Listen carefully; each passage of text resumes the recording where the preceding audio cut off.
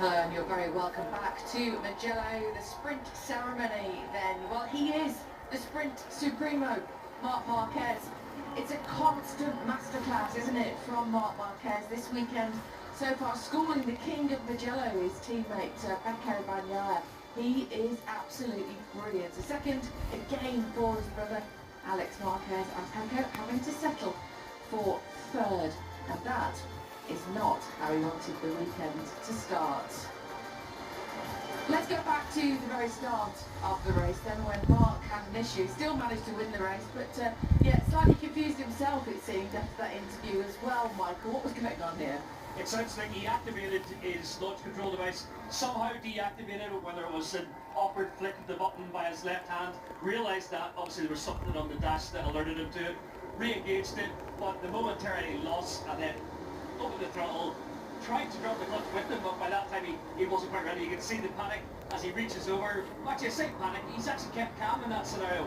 His left hand's on the clutch, the bike's in gear, so he has to reach over with his right hand. But look at the recovery. Okay, you've got Maverick Vinales diving up the inside. It opens up a little bit of a door as he touches the rear wheel of Alex.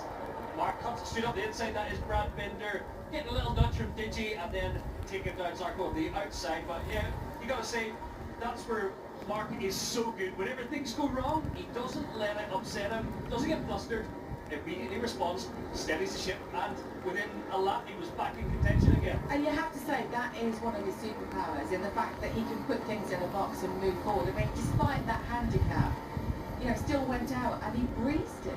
Yeah, he didn't really lose that many positions actually, and then recovered his composure immediately. So I mean, imagine that you see the red light, you go 100% full throttle, and normally the starting procedure there is inside the bike and activating the launch control effectively limits the RPM, and that allows you to get the best start at the right torque level. Now he's doing that, the engine is over revving, so immediately presses the button. I mean, he does that in milliseconds basically. Yeah. Activates it back and then still gets an okay start.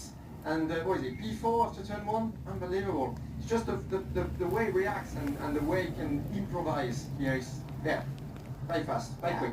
I mean, it's unbelievable really what's going on this year. It is one of the most incredible sporting comebacks of all time, and we'll talk more about that as the year goes on. We admire his brilliance. I think, everybody around here wanted a Pecco victory today. Let's have a look at that lap 2 battle, shall we, Michael? Yeah, I was a spot. Unfortunately for him, as we've seen at times this year with a smaller fuel tank, he doesn't have the confidence that he typically has.